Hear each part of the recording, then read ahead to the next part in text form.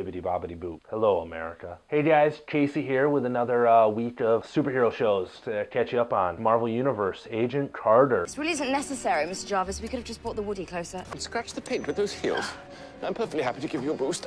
Another solid outing, though it was a little weird on some of the timing of some of the things they did, such as with Violet going from the super cute proposal to the very next scene we see her, she's getting mad at Sousa for being in love with Peggy.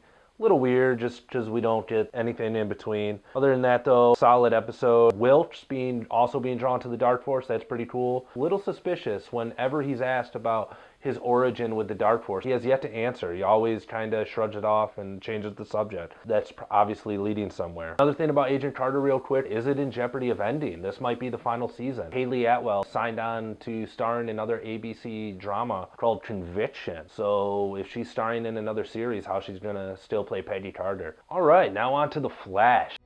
All right, Barry, listen to me. You're about to go through the looking glass. You're going to see things that look and feel familiar, but they're not. Up is down, black is white, and do not let yourself get sucked in emotionally. Honestly, one of the best episodes of the entire series so far.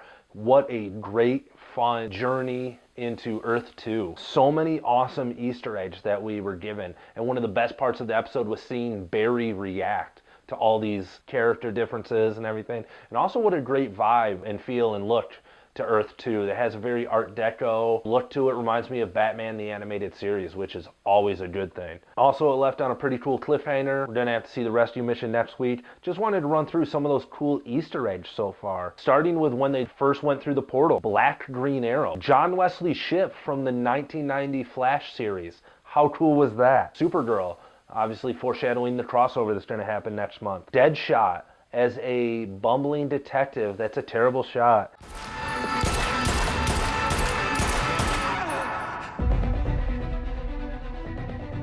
You're a rotten shot.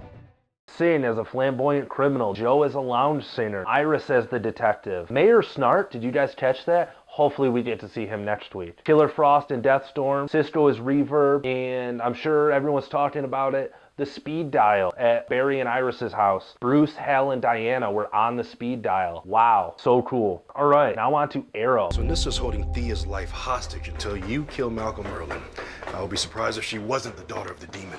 It's not funny. Just spend a little more time here, and not necessarily in a good way. This was a very off episode, especially coming off the high of last week. The pacing of this episode, everything, it just felt off, and there was a lot of logic gaps. Like, Nyssa is a terrible person for holding the Lotus over Ollie's head, gambling with Thea's life, and then, like, she's afraid of fighting Merlin, but at the end, she's ready to fight. It was just weird. And then after almost killing Ollie in season 1, Merlin gets defeated by Ollie so easily. It was like a 15-second battle. It was just weird. And the way they had Merlin just immediately go to Damien Dark, it just wasn't good for an awesome character that's been an overarching villain through the entire series. And speaking of Merlin, John Barrowman's performance in that final scene was very stilted as well. I know it wasn't just me. I've seen a lot of people talking about it online. It made a lot of people feel like he and Ollie were putting on an act in that final fight. We were all waiting for the other shoe to drop, and it never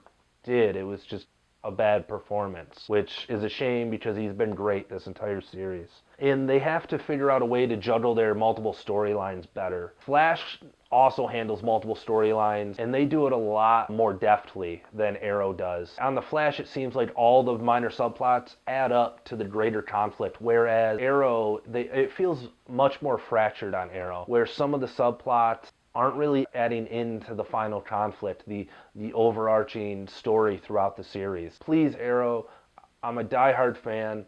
Find a way to balance these storylines better. All right, let's move on to Legends of Tomorrow. I'm trying to save the world and you're lifting wallets?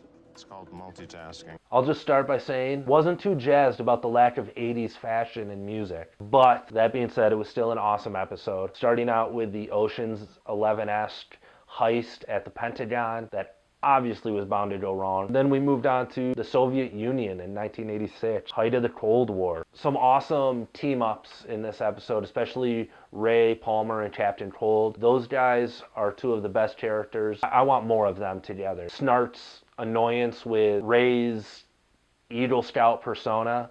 I'm speaking Russian now, aren't I?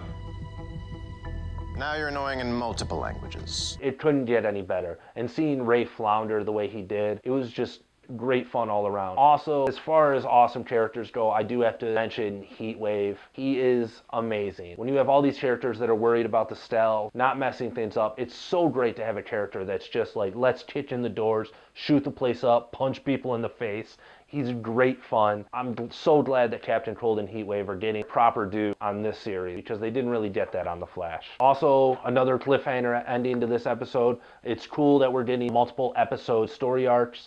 I want more of that. I want more of that in the Arrow and The Flash. Please give me more cliffhangers. That's really all I got this week, guys. Let me know what else you want me to talk about, and I'll catch you next week. Have fun watching your superhero shows, guys. See ya.